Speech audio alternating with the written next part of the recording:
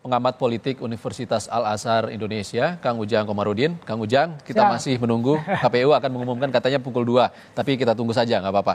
Kang, kalau tadi kita membahas hasil laporan kekayaan pejabat negara, tadi barusan ada berita terkait dengan hoax. Nanti 28 November sampai 10 Februari kalau tidak salah. Masa kampanye akan berlangsung cukup lama, sangat lama bagi kita yang bosan dengan hoax yang beredar.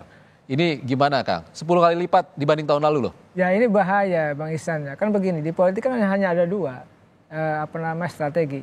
Yang pertama membangun pencitraan, yang kedua membusuk-busuki lawan. Nah hoax ini biasanya ya kan pasti ada yang memanage dong. Pasti ada yang membuat dong, ada yang mengirim dong, ini pasti.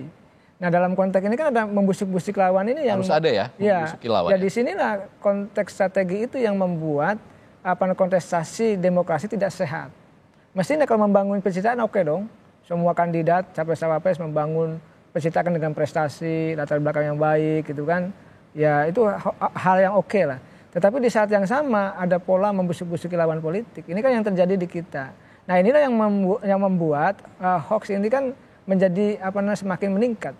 Semakin banyak, apalagi 2024 nanti eskalasinya makin tinggi. Saya meyakini itu, karena begini, kalau narasinya positif bagi publik itu biasanya tidak menarik politik itu. Tapi kalau narasinya yang samar, narasinya lalu membulak-balikan keadaan gitu ya, itu lebih disenangi anehnya. Makanya mohon maaf, gosip itu di kita lebih disenangi, laku, lebih dicintai oleh masyarakat. Oleh karena itu ya kita antisipasi, karena kita ini harus menjadi pemilih yang cerdas gitu ya. Publik juga harus tercerahkan dalam konteks untuk menjaga demokrasi. Maka sejatinya kewaspadaan harus kita jaga, harus kita bangun gitu. Tadi kita titip lah kepada tim sukses capres-cawapres itu. Jangan membangun konstruksi tadi membusuk-busuki lawan ya dengan cara ya memproduksi hoax. Saya meyakini kalau tidak ada yang memproduksi tidak akan jalan ini. Kalau tidak ada yang melakukan pembusukan-busukan lawan tidak akan jalan juga hoax ini. Kan ada aktor, ada orang siapapun mereka, entah mohon maaf cyber army ya dari siapapun, entah tim sukses yang melakukan ini. Saya meyakini itu.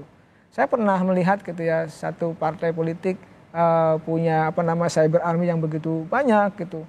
Ini kan sebagai perangkat untuk perang di media sosial gitu, di media. Ini kan sebuah kenyataan dan fakta ya bahwa sejatinya itu kan bisa dibangun untuk melakukan tadi membangun pencitraan bagi kandidatnya ataupun untuk menyerang atau membangun pembusukan terhadap lawan politiknya. Ini terjadi. Oleh karena itu saya meyakini hoax itu kenapa makin meningkat, kenapa makin banyak? Karena tadi ada yang kalau menurut saya ada yang mengelola, ada yang memaintenance, ada yang memproduksi. Dan ini diproduksi oleh tim. Saya tidak menduga tim siapa, tapi ada lah pihak-pihak yang punya kepentingan untuk itu, begitu. Nah, bukan simpatisan saja gitu ya? Ya bukan simpatisan saja, simpatisan skalanya kecil, karena simpatisan nggak ada kepentingannya.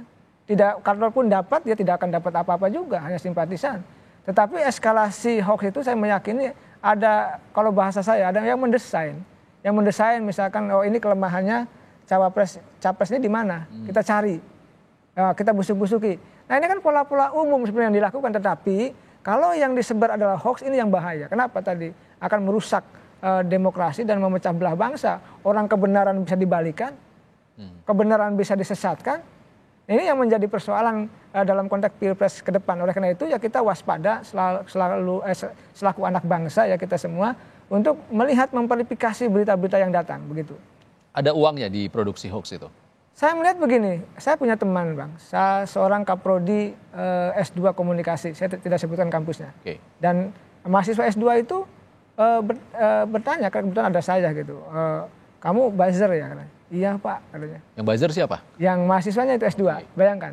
Kerjanya apa ya kan? Ya, mahasiswa S2 buzzer? Iya, kerjanya apa? Ya ini Pak, membangun pencitraan dan membusuk-busuki lawan lah. Nah, dalam konteks kenapa kamu melakukan? Kita tanya, ya karena memang katanya kalau kita nggak bisa kuliah Pak, nggak bisa hidup juga di Jakarta. Nah dalam konteks itu ya kan artinya ini kan fakta-fakta yang saya temukan, apa adanya yang saya sampaikan. Ini kan fenomenanya sesungguhnya bahwa konteks cyber army, buzzer dan lain sebagainya bukan hanya orang-orang biasa, tapi orang-orang yang terdidik. Dan ini semua juga politisi sangat paham itu. Tentu kalau tadi ada budgetnya ya pasti. semua strategi, semua program-program yang sudah direncanakan dalam konteks membangun pencitraan maupun membusuk-busuki lawan pasti ada budgetnya. Kalau ada supply dan demand-nya seperti itu, bagaimana menghentikannya, Kang Ujang? Nah, inilah kesadaran yang dibangun oleh para elit. Katanya elit tidak ingin membangun polarisasi. Dan kita ingat juga partai politik biasanya menaikkan fakta integritas agar pemilu damai, gitu kan, anti hoax dan lain sebagainya. Nah, komitmen ini harus dipegang. Nah, selain komitmen tentu harus ada aksi. Aksi itu ya tidak melakukan tindakan-tindakan yang sesungguhnya di depan panggung adalah melarang, tapi di belakang melakukan. Ini yang harus dihindari. Oleh karena itu terakhir yang boleh saya sampaikan dalam konteks pernyataan saya yang ini gitu ya, bahwa elit-elit itu menjadi negarawan.